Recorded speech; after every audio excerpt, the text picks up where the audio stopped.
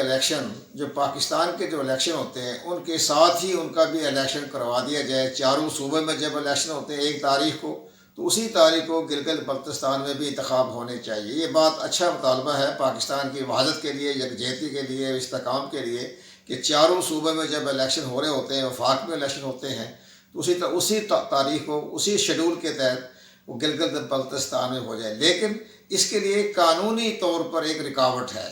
وہ قانونی طور پر رکاوٹ یہ ہے کہ ابھی تک گلگت بلتستان کو حیثیت صوبے کی نہیں دی گئی ہے. وہ ایک انتظامی طور پر تو اس کو کہا گیا ہے کہ ابھی آپ ایک صوبہ ہیں, لیکن ابھی آئین میں ترمیم کرنی پڑے گی. آئین میں ترمیم کرنے کے بعد اس کو علیحدہ صوبہ جو ہے بنایا جائے. تو ہم بھی چاہتے ہیں کہ جہاں ملک میں 4 صوبے ہیں وہ 5واں صوبہ بھی ہو جائے, اور ہماری خواہش ہے کہ 5واں صوبہ بڑا خوبصورت ہوگا, ترقی یافتہ ہوگا, لوگ سوئٹزرلینڈ کو بھول جائیں گے, اتنا خوبصورت خطہ ہے. لیکن بہرحال عمران خان کی جو ہے انہوں نے باقاعدہ وعدہ تو کیا تھا الیکشن کے دنوں میں کہ ہم اس کو صوبہ بنائیں گے, لیکن اس کے لیے قانون سازی کی ضرورت ہے. اب چونکہ سینٹ کے الیکشن ہو گئے ہیں, اس میں اپوزیشن کو بھی اور ساتھ ساتھ عمران خان کی پارٹی کو بھی سینٹ میں بھی اچھی خاصی میجارٹی مل گئی ہے.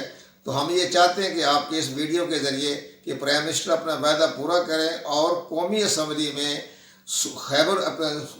گلگت بلتستان کے صوبے کے لیے ایک اپنا بل پیش کریں اور آئین کے آرٹیکل 1 میں اس کی ترمیم کر دی جائے جو ایک ریکوائرمنٹ ہے. تو یہ تمام جو جماعتیں ہیں اپوزیشن کی بھی, وہ بھی گلگت بلتستان کو صوبہ بنانے کی حمایت کرے گی سوائے مولانا فضل الرحمان کے. تو اس کو آپ کنوینس کر لیں, اس کو سمجھا دیں کہ بھی مولانا فضل الرحمان صاحب, یہ گلگت بلتستان کی 1000 سال تاریخ میں ایک آزاد ریاست رہی ہے, یہ کبھی کشمیر کا حصہ نہیں تھا. تو یہ کشمیر کے ساتھ اس کو شامل نہ کریں. یہ گلگت بلتستان کے بہادر لوگوں نے آزادی حاصل کی. کرنل اس زمانے وہ میجر تھا, بابر نے فتح کیا. بابر ہی ایک فاتح تھا جس نے کہ ڈوگرا فوج سے, ڈوگرا حکومت سے ایک گلگت بلتستان 30,000 مربع میل کا علاقہ پاکستان کے حوالے کر دیا.